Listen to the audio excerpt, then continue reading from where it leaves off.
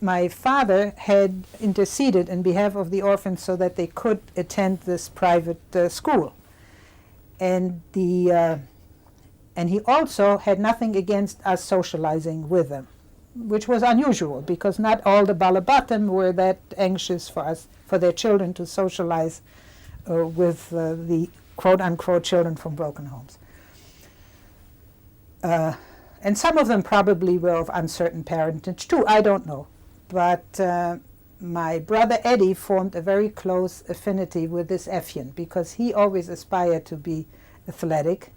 He was also small for his age. And Ephian was leading him on. And so the two of them had formed a very close bond. And later on, my brother was separated from us, and he was very, very desperately sick already in Plaszow.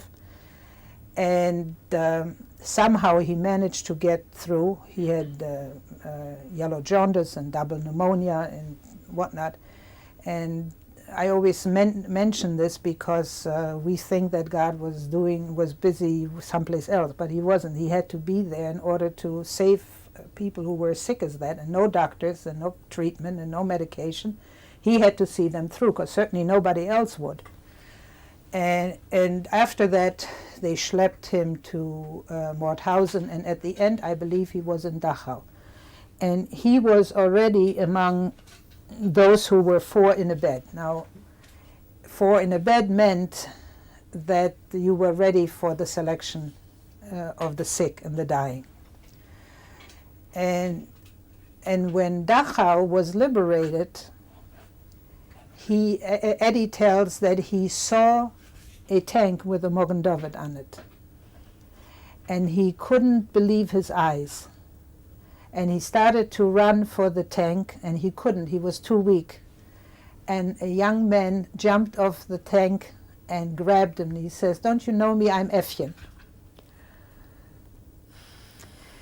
Ephian and the entire orphanage was sent to Palestine because their leader, a Mr. Weil, who by the way is living in Israel, was best friends with another man whom he had belonged to the same sports club, to the same sports club, health club, and he was a Nazi, this friend.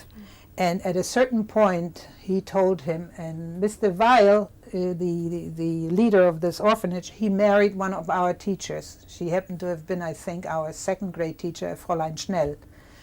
And this Nazi told him, "You get out of here and get your children out." So he said, "What can I do?" He says, "I will help you, but get them out, don't wait another day." And they left apparently somewhere between our deportation and World War II breaking out. I don't know the exact date, but they all got to Palestine. And he and this Fräulein Schnell organized their escape and also organized that they had a place here. They continued to live in a group situation. And he volunteered for the brigade, Ephian volunteered for the brigade. And he saw Eddy. It just so happened the two of them were very good friends, and he recognized him. He was very, very much changed. And he says, "I'm Ephian." And first he didn't know what he was talking about, so then he did he had a famous jump that he used to do, so then he recognized him. And on the way back from Germany to Palestine, he stopped off in England, Ephian. And he stopped off by a gewissen Kantor Kohn. He was then already Rabbi Kohn. He had been the music teacher and the teacher of bar mitzvah teacher for the children in our community.